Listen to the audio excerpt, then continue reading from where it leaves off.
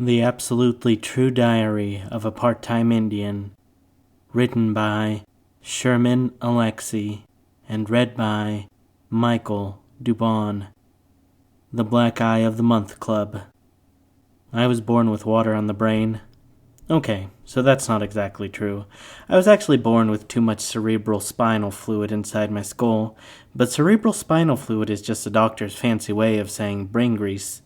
And brain grease works inside the lobes like car grease works inside an engine. It keeps things running smooth and fast. But weirdo me, I was born with too much grease inside my skull, and it got all thick and muddy and disgusting, and it only mucked up the works. My thinking and breathing and living engine slowed down and flooded. My brain was drowning in grease. But that makes the whole thing sound weirdo and funny, like my brain was a giant French fry, so it seems more serious and poetic and accurate to say I was born with water on the brain. Okay, so maybe that's not a very serious way to say it either. Maybe the whole thing is weird and funny. But geez, did my mother and father and big sister and grandma and cousins and aunts and uncles think it was funny when the doctors cut open my little skull and sucked out all that extra water with some tiny vacuum. I was only 6 months old, and I was supposed to croak during the surgery. And even if I somehow survived the mini Hoover, I was supposed to suffer serious brain damage during the procedure and live the rest of my life as a vegetable. Well, I obviously survived the surgery. I wouldn't be writing this if I didn't, but I have all sorts of physical problems that are directly the result of my brain damage. First of all, I ended up having 42 teeth. The typical human has 32, right? But I had 42, 10 more than usual, 10 more than normal, 10 teeth past human. My teeth got so crowded that I could barely close my mouth. I went to Indian Health Service to get some teeth pulled so I could eat normally, not like some slobbering vulture, but the Indian Health Service funded major dental work only once a year, so I had to have all 10 extra teeth pulled in one day. And what's more, our white dentists believed that Indians only felt half as much pain as white people did, so he only gave us half the Novocaine. What a bastard, huh? Indian Health Service also funded eyeglass purchases only once a year and offered one style, those ugly, thick, black plastic ones. My brain damage left me nearsighted in one eye and farsighted in the other, so my ugly glasses were all lopsided because my eyes were so lopsided. I get headaches because my eyes are like enemies, you know? Like they used to be married to each other but now hate each other's guts.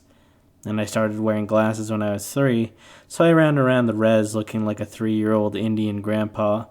And oh, I was skinny. I turned sideways and disappear. But my hands and feet were huge. My feet were a size 11 in 3rd grade. With my big feet and pencil body, I looked like a capital L walking down the road. And my skull was enormous. Epic. My head was so big that little Indian skulls orbited around it. Some of the kids called me Orbit, and other kids just called me Globe. The bullies would pick me up, spin me in circles, put their finger down on my skull, and say, "I want to go there." So obviously, I looked goofy on the outside, but it was the inside stuff that was the worst. First of all, I had seizures, at least 2 a week. So I was damaging my brain on a regular basis. But the thing is, I was having those seizures because I already had brain damage, so I was reopening wounds each time I seized. Yep, whenever I had a seizure, I was damaging my damage. I haven't had a seizure in 7 years, but the doctors tell me that I am susceptible to seizure activity. Susceptible to seizure activity. Doesn't that just roll off the tongue like poetry? I also had a stutter and a lisp. Or maybe I should say I had a stutter and a lisp. You wouldn't think there's anything life-threatening about speech impediments, but let me tell you, there's nothing more dangerous than being a kid with a stutter and a lisp. A 5-year-old is cute when he lisps and stutters.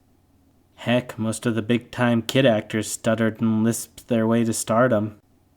And geez, you're still fairly cute when you're a stuttering and lisping 6, 7, and 8-year-old, but it's all over when you turn 9 and 10. And after that, your stutter and lisp turn you into a retard. And if you're 14 years old like me and you're still stuttering and lisping, then you become the biggest retard in the world. Everybody on the res calls me a retard about twice a day.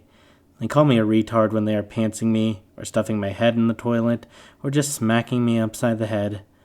I'm not even writing down the story the way I actually talk, because I'd have to fill it with stutters and lisps, and then you'd be wondering why you're reading a story written by such a retard.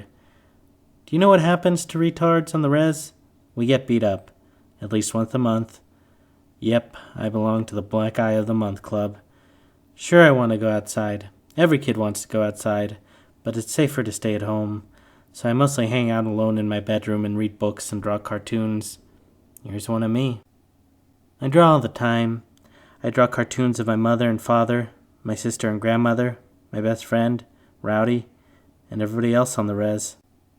I draw because words are too unpredictable. I draw because words are too limited. If you speak and write in English, or Spanish, or Chinese, or any other language, then only a certain percentage of human beings will get your meaning. But when you draw a picture, everybody can understand it. If I draw a cartoon of a flower, then every man, woman, and child in the world can look at it and say, "That's a flower."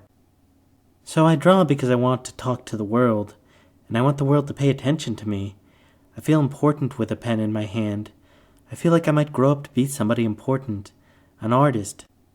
Maybe a famous artist. Maybe a rich artist. That's the only way I can become rich and famous. Just take a look at the world. Almost all of the rich and famous brown people are artists. They're singers and actors and writers and dancers and directors and poets.